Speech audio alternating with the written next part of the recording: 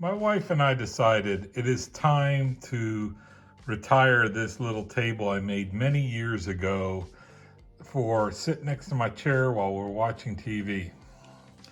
This table really was one of those cases where I built something well beyond my skill level at the time.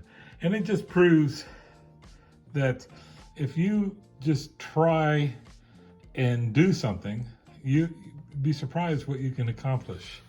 It's got breadboard edges on the top, and it's got tapered legs and a skirt for the legs, mortised in. The problem is it's got a hinged top instead of a drawer. And every time I want a coaster, I have to take everything off the top.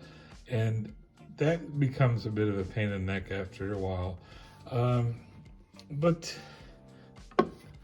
otherwise, it's a nice little table. And here are my fantastic plans for the new table. It's not all that impressive of plans, but it gets the idea across to what I want to get done.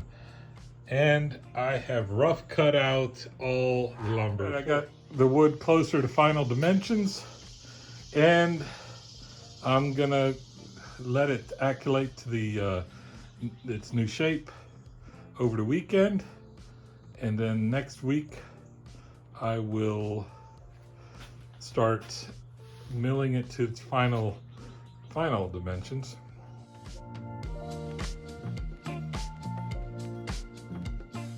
One thing I like about the method of woodworking I use is I don't follow a very strict set of plans, even when I am following plans.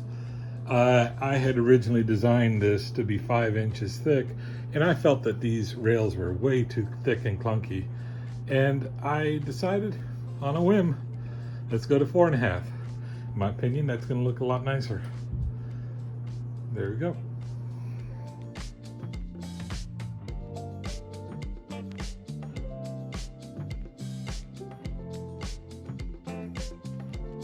I made a mistake. I really kind of messed up on my layouts. I'm glad I discovered it now instead of later when I had done my second mortise, but I put this mortise here and I did this mortise there. So, or I laid it out that way. This mortise really should have been here, and this one where it is. That way it's on outside and outside. But now it's inside and outside. So what I'm gonna do is relay them out, relay out the wrong ones. I have marked the 3 wrong ones, and then I'll mark this one in a minute.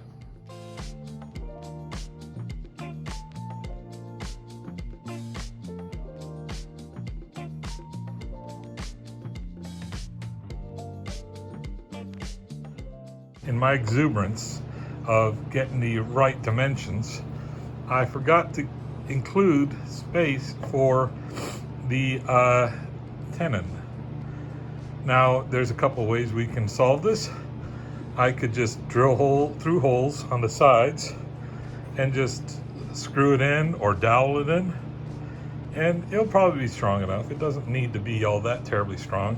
We woodworkers have a tendency to over-engineer things. We make something that will hold 500 pounds worth of pressure, but it never is going to do that. So that would probably be good enough.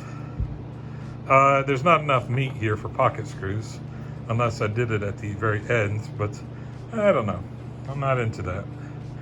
And the problem with the dowels and the screws is I already cut the mortises in the legs. So that's the problem with barreling forward and doing it. Sometimes you do too much.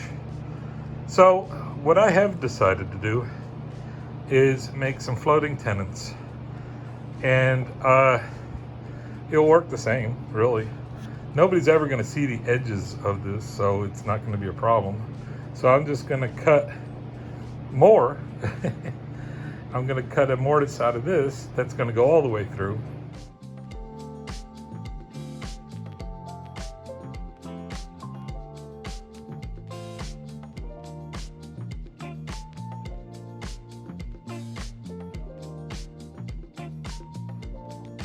So we had a little bit of excitement today.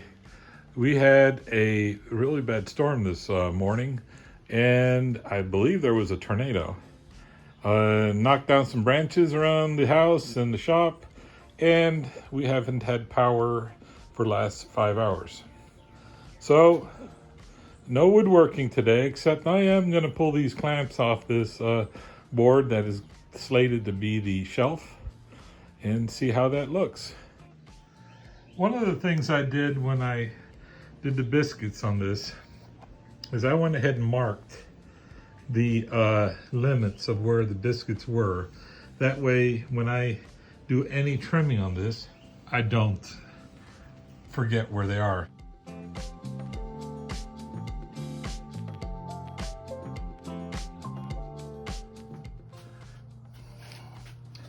So now I need to cut down the shelf to these dimensions. Also need to cut the legs to their final dimensions and then taper them.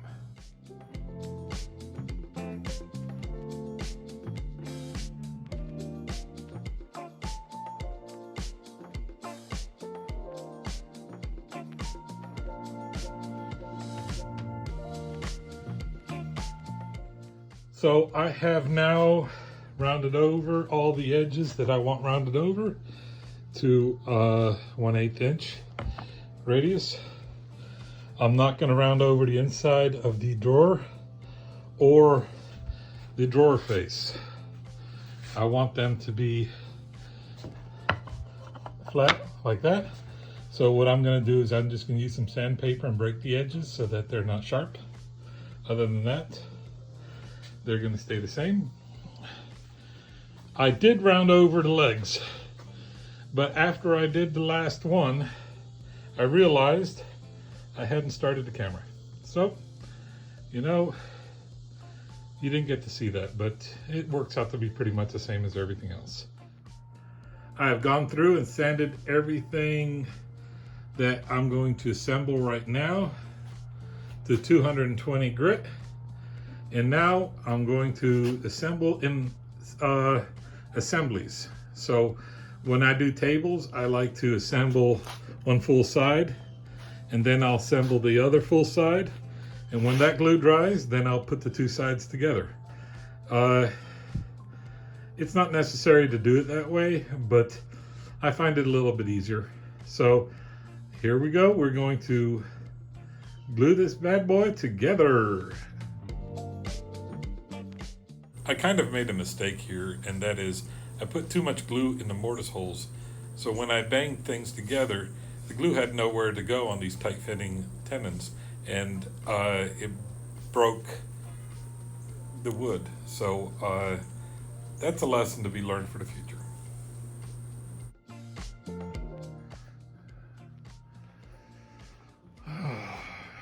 Well, this isn't working out as well as I would have hoped, but I have done projects like this before that looked like hell, and in the end, they came out just fine. All right, off camera, I made the drawer rails. For some reason, I can't say drawer today. But, so this is to hold the drawer up, and this is to make sure when it slides without binding.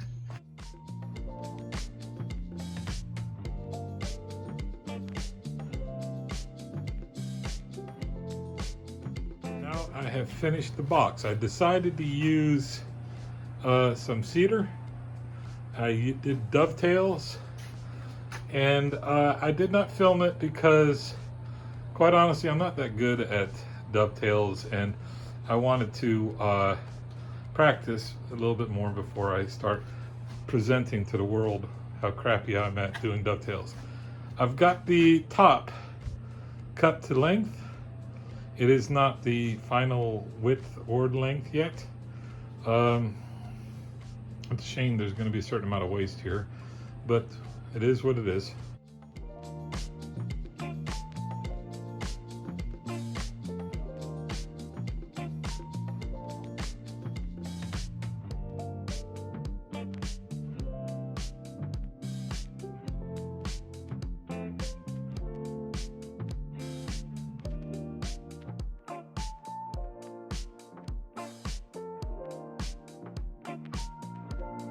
I made a template to do these cutouts. I'm trying to do more design in my woodworking.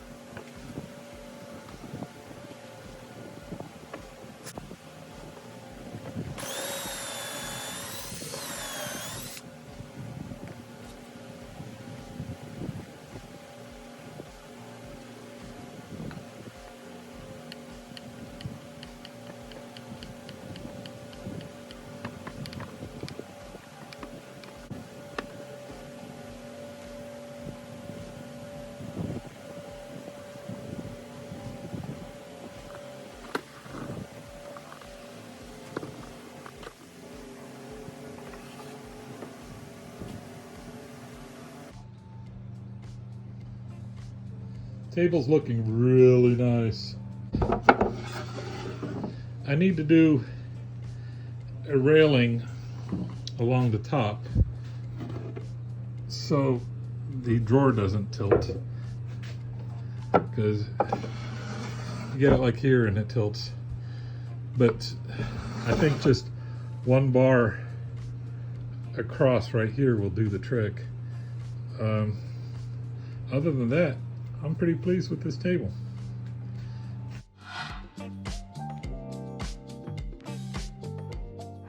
I have put on the first coat of tung oil to this table, and my gosh, it looks absolutely gorgeous. I am totally in love with this piece now. Well, the table is finished. I'm very pleased with it. It looks beautiful. The drawer works great. And the top is attached using the figure-8 fasteners I have used in the past. I didn't show doing the figure-8 fasteners because we all know how to do that. I think the table looks fantastic, and I can't wait to put it in its place once this finish has managed to stop smelling so bad.